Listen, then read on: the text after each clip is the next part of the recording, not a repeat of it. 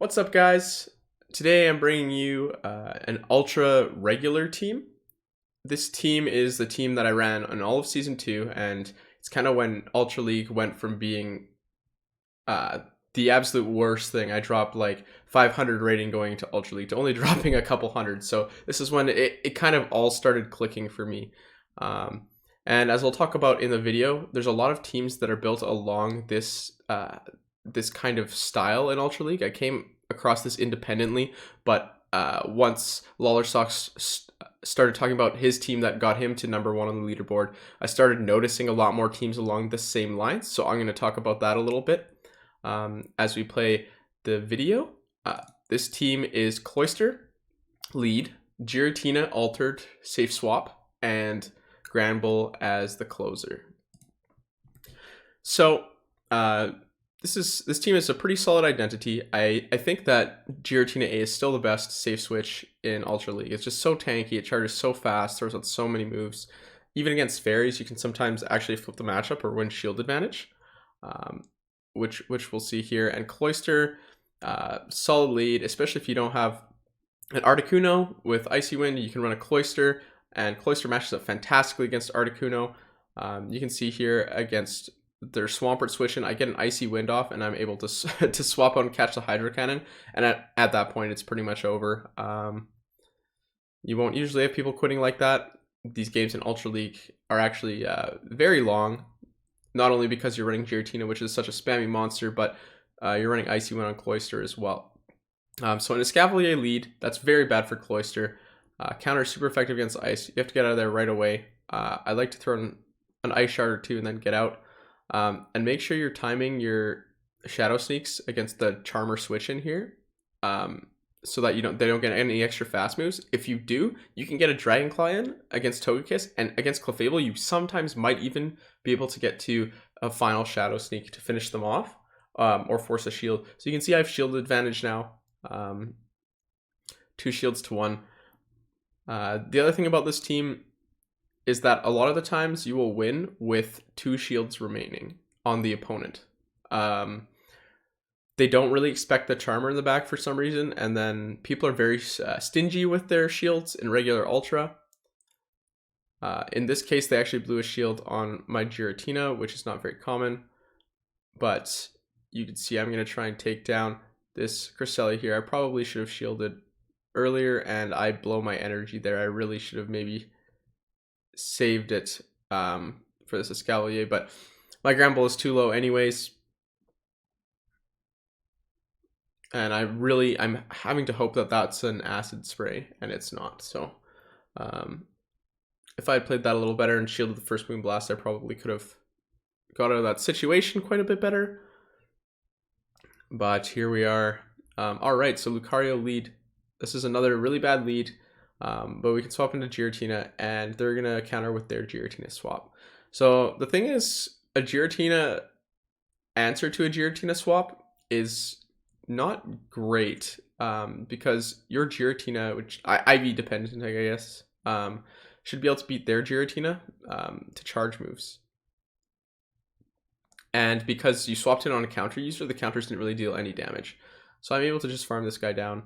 My Giratina does not have very good IVs. It's one of those Giratinas that was caught during that week where we were allowed to get legendaries from GBL, or those couple weeks.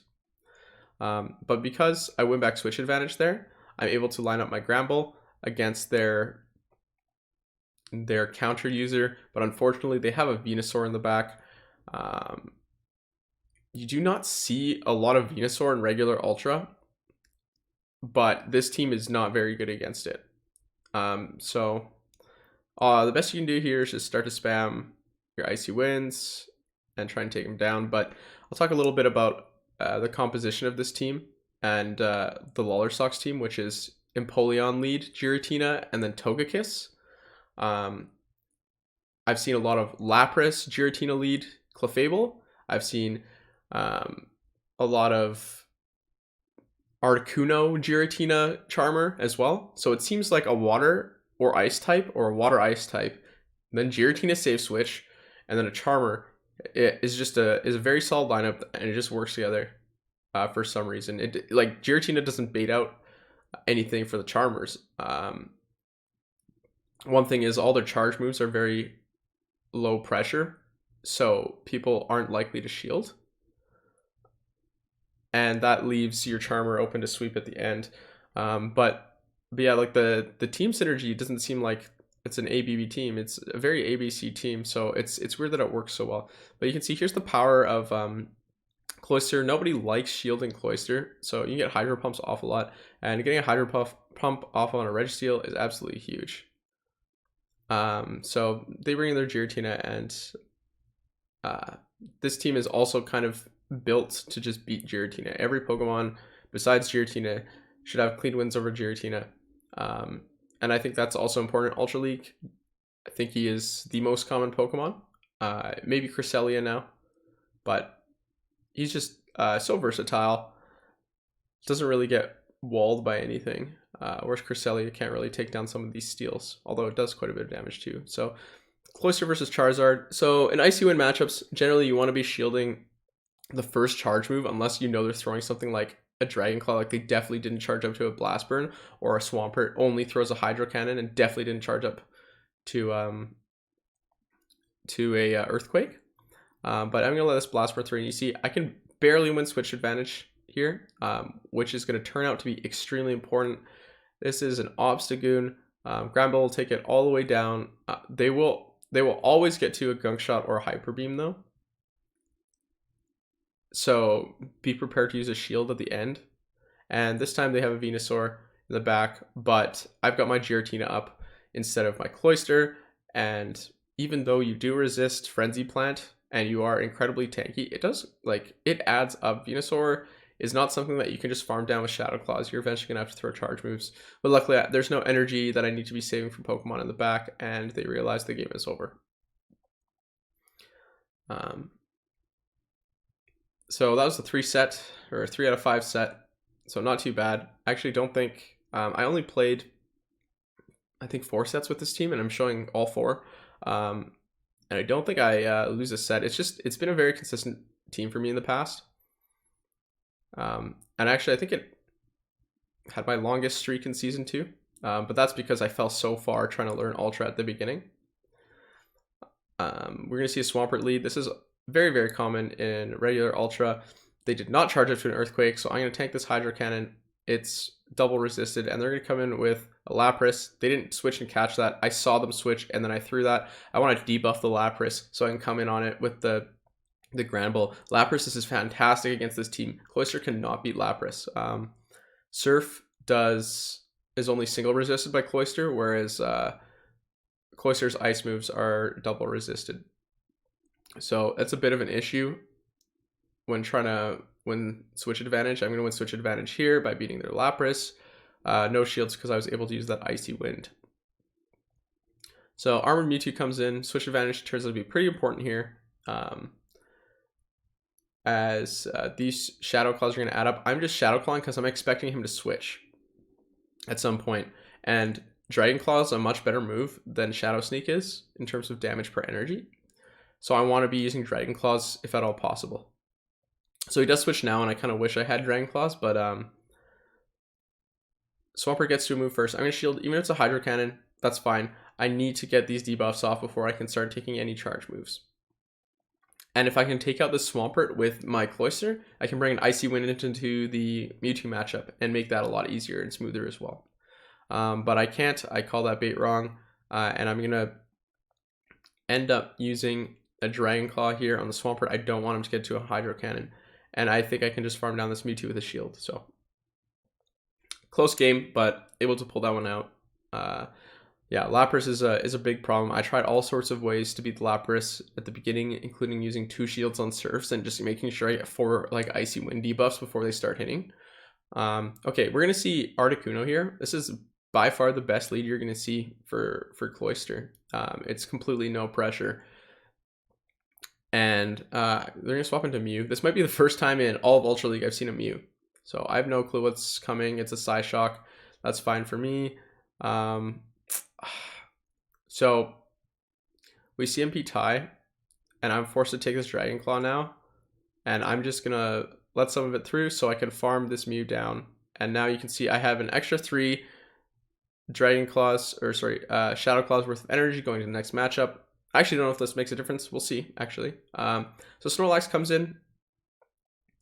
Snorlax is touted as a counter for Giratina. And it especially is when Giratina is low. But these Dragon Claws, look at this. They start to add up. I already have Snorlax in the yellow. And I'm not quite going to get to another Dragon Claw. So that undercharging didn't actually pay off. But that's fine. And I'm going to switch lock into their Articuno. I think I may make a mistake there. Here, I remember this game. So this is a Hurricane. I said Articuno couldn't really do anything against Cloyster, but that's if you're counting moves properly. I thought that they were nowhere near a Hurricane, but I know this time they're only at an Icy Wind, and you can see how much damage a debuffed Icy Wind does. Even with Cloyster at 20% HP, Icy Wind is almost no damage, and I'm going to win the CMP tie as well. Cloyster has a slightly higher attack stat, so it's IV dependent. If they have a high attack IV Articuno, you might lose CMP. And this Snorlax is Outrage, which I shield, but it wouldn't have really mattered. I think he was just flexing the Outrage right there. Yeah, neat fact, I looked up about Articuno yesterday because of a Reddit post, but Articuno versus Cloyster. Cloyster can spend 0 shields and Articuno can spend 2 shields, with Articuno spamming Ancient Power, and Cloyster will win the matchup. And Ancient Power is super effective, so. Alolan Muck, always shield the first one. Alolan Muck's charge moves are huge. You should never feel bad shielding an Alolan Muck charge move. And I'm getting an Icy Wind out here. They don't shield. And he's going to beat me to the next move, or not. I think he's charging up. He must be charging up to his Poison move then. The underrated thing about Cloyster lead, or Icy Wind leaders in general, is that while the first Icy Wind takes 5 Ice Shards to get to, the second one only takes 4. So if you CMP tie on the first one with someone and you shield it, or if you don't shield it, you take a full debuffed or a non-debuffed attack. But if you shield it, you'll probably get to your next Icy Wind before they get to their next charge move. So if you just shield the first one, their second one will be double debuffed, which is pretty huge. And then their third one will be triple because you'll probably beat them to the third one as well. As you can see here, I'm actually able to take down this Gengar, but I think I shielded him properly, and now this Obstagoon might be able to. No, it's running Cross Chop. So this is why you don't run Cross Chop on your Obstagoon in regular Ultra. There's just too many fairies around. Hyper Beam or Gunk Shot should one-shot them, and Hyper Beam might have some play against some other things, but Gunk Shot looks just really cool. So nothing like throwing a trash can. Regular Machamp, or Purified Machamp, I guess. I'm going to swap out into Giratina really quick. And in comes Alolan Muck. So Alolan Muck, pretty good counter against Giratina. Right now, I'm just trying to time my charge moves to get in as many Dragon Claws as possible. So I was letting him throw first. I know one Dark Pulse doesn't KO, but I'm going to have to start shielding Dark Pulses here if I want to throw the rest of my energy. And I have a lot of energy. I have a lot of damage left to do to this guy. So I throw the shields, kind of see how it goes. You're going to see I can actually get him really low, and I slightly outpace him to moves. So I'm actually going to get a shield in return or KO him here, and I'm going to KO him. So I just won back shield advantage against Alolan Muck with Shadow Claw Giratina with only 1 shield. So that feels pretty good. Typhlosion comes in, but this is still a pretty bad scenario. I elect to take the full Blast Burn because I think I do need this shield for my my Granbull, and this game is going to be really close. Typhlosion is very good against fairies. I let through the Rock Slide because I know I can, and I can't let through a Blast Burn from Typhlosion. But the thing is, these Shadow Claws are actually going to take me down anyways, and this game is going to be incredibly close. He might be able to get to a second Blast Burn before I can KO him, or he might be able to Shadow Claw me down, and he does get to that Blast Burn. So super unfortunate game right there. Just a little bit off. That's an IV dependent matchup. I guess I haven't talked about IVs in my Pokemon for a while. Cloyster doesn't really have a lot of room for improvement for IVs just because you need to kind of have him maxed. So this is one of the best Cloysters, and I think this Granbull is the #1 ranked Granbull from that one day where we just got a bunch of Granbull or Snubbull researches. So this Togekiss switches in. I'm going to see how many Shadow Claws I can get down. And I get greedy in this one. So I get another Shadow Sneak off here. And I've been timing my charge moves really well, I noticed. So I'm like, oh, I can get to a Shadow Sneak. And then I do, but I click Dragon Claw too late anyway. So I don't even get to force the shield. So that's some pretty poor play by me. I got really greedy. So instead of having shield advantage with my Granbull out, I do not. And they have switch advantage. So Melmetal comes out. That's a big problem for this team is steals. It requires a lot of careful play. Registeel and Melmetal especially beat both Cloyster and Granbull. So it takes a lot of careful maneuvering to beat some of these steel types. A lot of the time Giratina has to do some heavy lifting, and you need to be charging up a little bit on Cloyster so that when you come back in, you can like surprise hit them with a Hydro Pump. If you can get shields down too, which sometimes is very hard with this team, close combat on Granbull has ended a lot of games against Registeel for me. In the past, when Registeel was much more common, I think after the Registeel nerfs, Melmetal has kind of taken its place, which is a bit harder for this team, I'll say. But despite losing this game, that's another 3 set. You're slowly getting some consistent wins. But yeah, the steel leads especially are tough if they swap in the Registeel. I like to get a debuff off the Icy Wind on the Registeel and bring in the Giratina-Altered. And Shadow Claw Giratina-Altered has a decent matchup against Registeel. I think you win the one shield. Just throwing Shadow Sneaks. So Cresselia lead. This is also a very specific matchup that I have. I don't know if perfected is the word. I think it's perfected. You shield the first move. If it's not Grass Knot, you stay in. If it's not debuffed, you stay in. If you get debuffed, you get out. But you throw the Icy Wind because I'm not debuffed. And guess what? This is what I was talking about earlier. I beat them to the second charge move because they don't have Grass Knot. And now they're double debuffed and they swap out. So I don't mind taking the charge moves there. You actually win the one shield there. They can elect to spend no shields, but you end with a lot of energy if they do that. So it's fine too. They swap into Poliwrath. It's been a while since I played this team, so I was a bit slow to swap into my Granbull, but I swap in anyways, and Granbull versus Poliwrath is a pretty comfortable matchup. Come back on Cresselia. I have a crunch ready. I really want to throw it, but the shield is too important for my Giratina.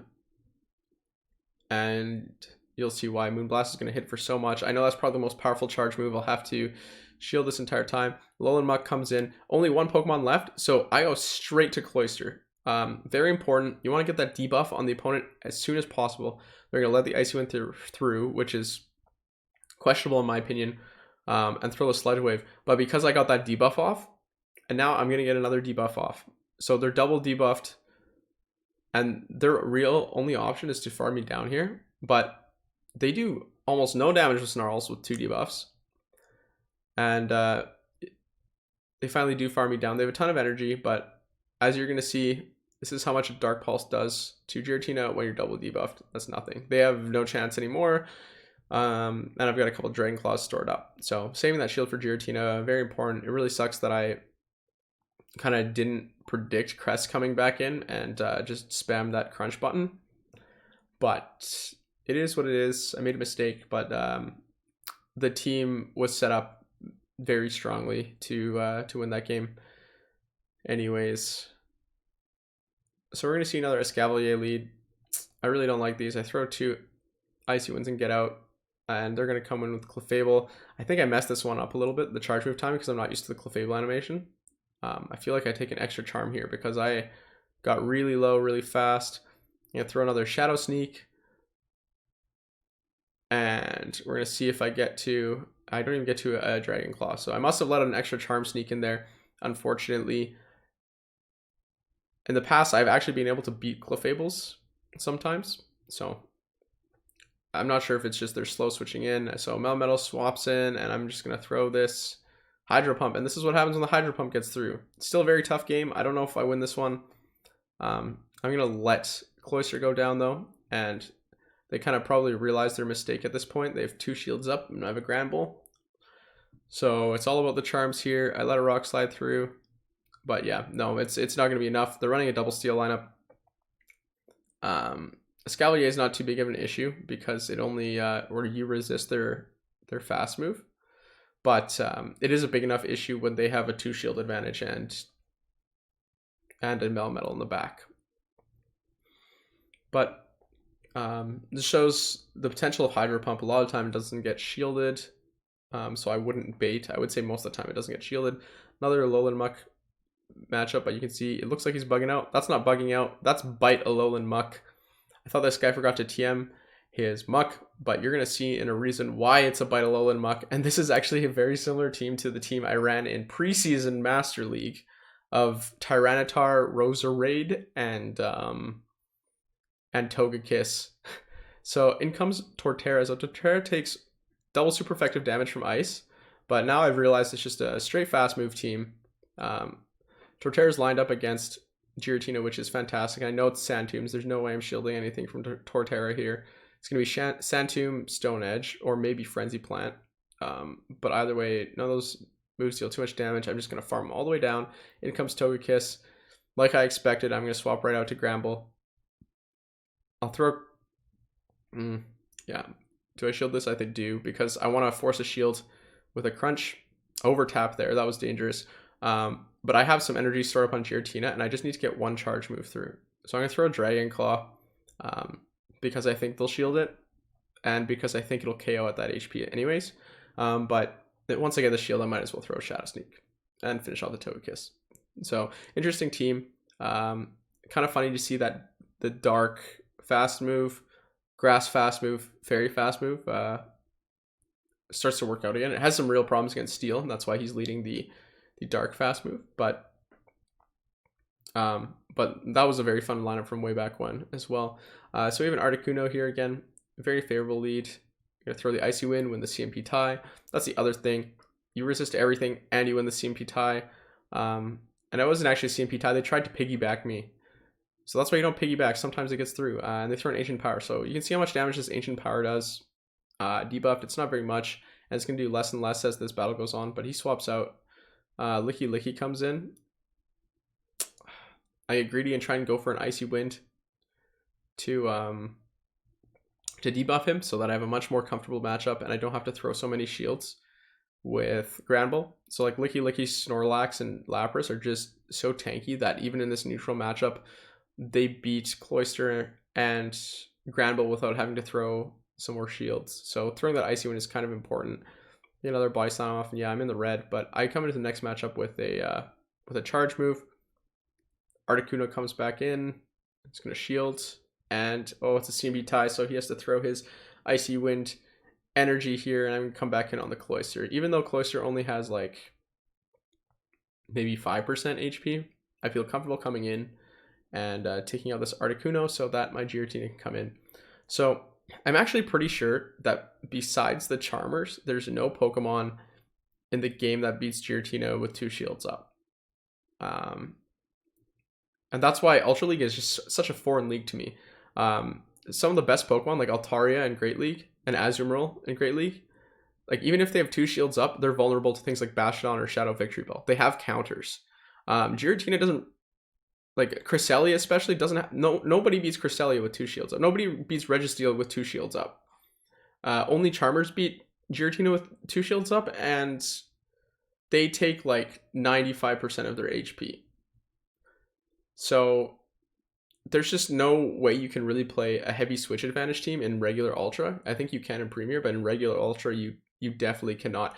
And that's why it just feels so foreign, and the games are so long.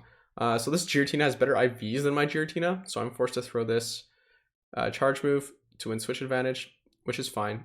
But they come back in with the Escavalier, and like I said earlier, the team doesn't really do well against steals, but I'm going to let the first move through. This is important because a lot of the time they're running Acid Spray, and shielding an Acid Spray feels really bad. And I'm just going to elect to spend all my shields and farm him all the way down and bring a charge move into the next Pokemon, which is a Cresselia.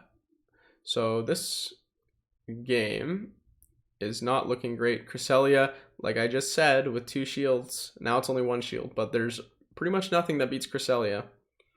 And they're going to elect to just save their shield just so I can't get greedy and go for a Hydro Pump, go for the Future Sight, and it's just one more charge move and I'm going to go down here. So well played by my opponent.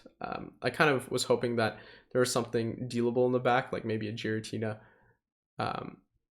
with Cloyster, but yeah, I'm going to try and get to that. I can get to the charge move, but it doesn't matter. They have a shield still, so I try and charm him down, and it does not work. Yeah, so another 3 set and another Dratini. But this team is pretty good at, if you win the lead, it's pretty good at punishing. Oh, 100% Dratini too. Pretty happy about that one. But it's pretty good at punishing the opponents, because what you can do is throw an Icy Wind on their switch in, and then Giratina or Granbull can have a pretty dominant matchup. So we'll see here, just Articuno. I'm surprised these Articunos don't swap out earlier, because like this is just such a waste of a matchup for them. This is like one of the most lopsided matchups in all of Ultra League. So I'm not going to shield this. It's an Icy Wind too, and you can see how much damage that does. He's spent a shield, I haven't, and even then I have more HP. So I'm going to swap out to Granbull here. I would stay in as Cloyster. I like to save Granbull for last, but Cloyster's debuffed, so the matchup's a lot harder. You can see that debuff on Icy Wind, just proving its worth there. Granbull at half HP still, although this Articuno is going to be able to come back in, and I don't want to shield, because if you shield an Icy Wind, you have to stay in with a debuff Charmer, and that's not ideal. I can instead keep switch advantage, get up an Icy Wind. I don't want them pulling any Hurricane shenanigans. They charge up a little bit, but I think it's just, yeah, Icy Wind or Ancient Power. They're going to come in with Giratina. So this is the other thing. Even though Giratina is not the last Pokemon, I'm going to be able to get an Icy Wind off, so debuff, and then switch in to my Giratina. And now it doesn't matter if this is a Shadow Claw or a Dragon Breath Giratina. You're just going to beat it pretty handily anyways. So yeah, just showing how you can, like, if you noticed, that team was very similar to my team. That was Articuno, so Icy Winder, Giratina, Charmer. So it's kind of like a bit of a theme. So this is a Giratina Shadow Claw lead. I like to just throw Icy Winds here. It's kind of a favorable lead, but Giratina is just such a monster. It can win back switch advantage if it really wants to, because you don't want to be shielding Dragon Claws. But the rest of my team's so good against Giratina anyways. I feel really bad shielding. I actually think I play these next couple matches really, really poorly. But either way, I'm able to keep switch advantage with a shield up, and Obstagoon comes out. So in comes Articuno, and I don't know what I'm doing. I swap right into Giratina. I should have tanked an Icy Wind on Granbull and then swapped so that I don't get Icy Winded right away here. And this Articuno is going to be a major problem for my team now, because I messed that up very bad. That was a panic switch. I'm not used to seeing Articunos in the non-lead position. So that's what happens there. If I tanked, so the thing with Obstagoon is Obstagoon needs, he either one-shots Granbull or does no damage to Granbull. And I blow my shield on Icy Wind. So not only did I not tank an Icy Wind earlier, I refused to tank an Icy Wind now, and that completely lost me the game. I didn't have a shield for Gunk Shot. I would have absolutely won the game there if I'd done either of those two things. So and then I think I was tilted because I think I lose this game as well. This is Dragon Breath Giratina now. This was a lot more common last season, a lot less common this season for some reason. I do think Dragon Breath might be better as a lead, but if you're running Giratina in the safe swap position, you want to be running Shadow Claw, because you can generate so much energy, and you have, like, your bad matchups like fairies and steels, you actually, they're not even that bad. You can win those matchups. So Lapras comes in, and I am gonna stay in against this Lapras, and then I was trying to wait for it to throw some energy, and then I'll swap out to Granbull. I just didn't want Granbull eating surf after surf, but unfortunately now my Cloyster is very low. So yeah, Lapras is a monster. I'm probably going to end up having to spend a shield here anyways. No, I won't. And I panic and use Close Combat before I even see what their fast move is, and it's Fury Cutter. So that's frustrating. I really should not have used Close Combat that early. I should have waited to see the Bullet Punch animation.